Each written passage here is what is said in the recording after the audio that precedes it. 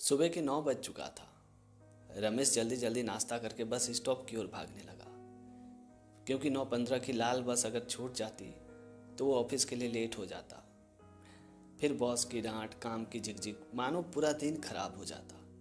और इसी वजह से रमेश जल्दी जल्दी दौड़ा दौड़ा बस स्टॉप की ओर बढ़ने लगा। जब रमेश बस स्टॉप में पहुंच गया तो उसने चैन की सांस ली और बस के आने का बेसब्री से इंतजार करने लगा। तभी रमेश की नज़र एक आदमी पे गई। वो चेहरा मानो रमेश को पहचाना सा लगा।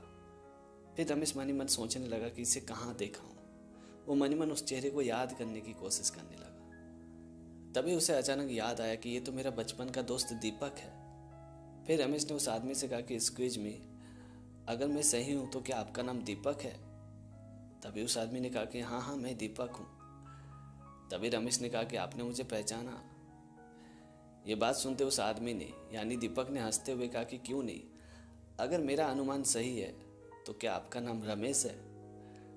तभी रमेश ने हंसते हुए कहा कि हाँ हाँ भाई, मेरा नाम रमेश ही है।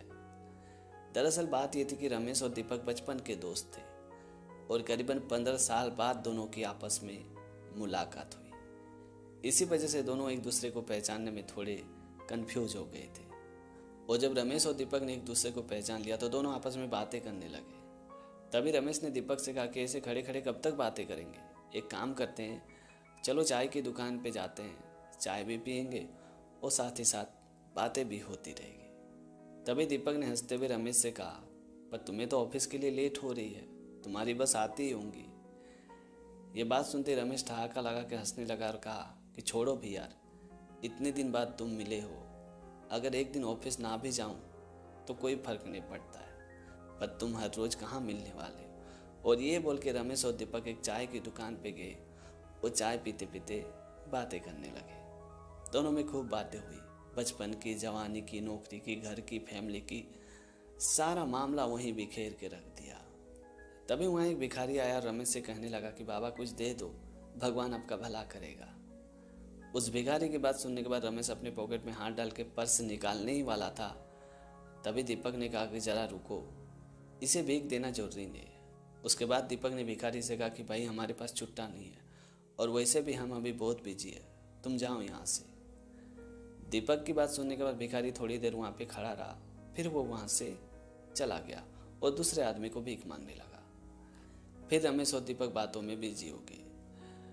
तभी थोड़ी देर बाद वहाँ एक जूता पॉलिश करने वाला आया और रमेश से कहने लगा कि साहब जूते पॉलिश करवा लो, बड़े अच्छे से चमका दूंगा।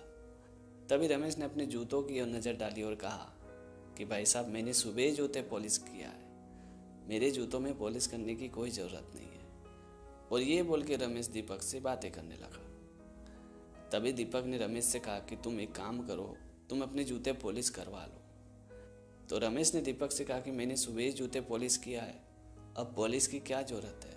पर दीपक था कि बार बार रमेश को जूते पॉलिश करवाने की जिद कर रहा था और ये सब बातें जूता पॉलिश करने वाला बड़े गौर से सुन रहा था।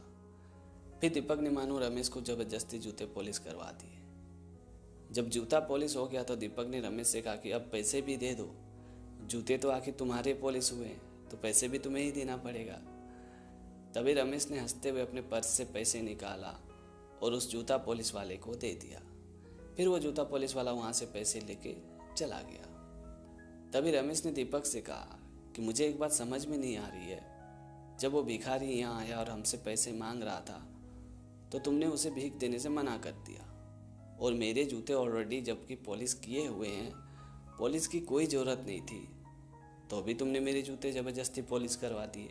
ये मामला क्या है, मुझे कुछ समझ में नहीं आया। तभी दीपक ने मुस्कुराते हुए रमेश से कहा कि दरअसल बात यह है कि इन भिखारियों को जितना भी भीख दो, ये भिखारी का भिखारी ही रहेंगे, इनमें कोई बदलाव नहीं आएगी। इनके पास कितनों भी पैसा क्यों नहीं इकट्ठा हो जाए, ये आखिरकार भीख ही मांगेंगे। और वो जूता पॉलिश करने वाला ईमानदारी से मेहनत करता है, वो काम करता है।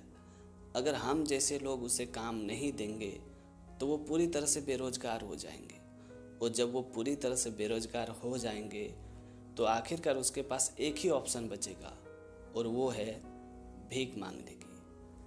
अगर हम इन छोटे छोटे काम करने वालों को रोजगार नहीं देंगे, काम नहीं देंगे, तो ये तो पूरी तरह से बेरोजगार हो जाएंगे।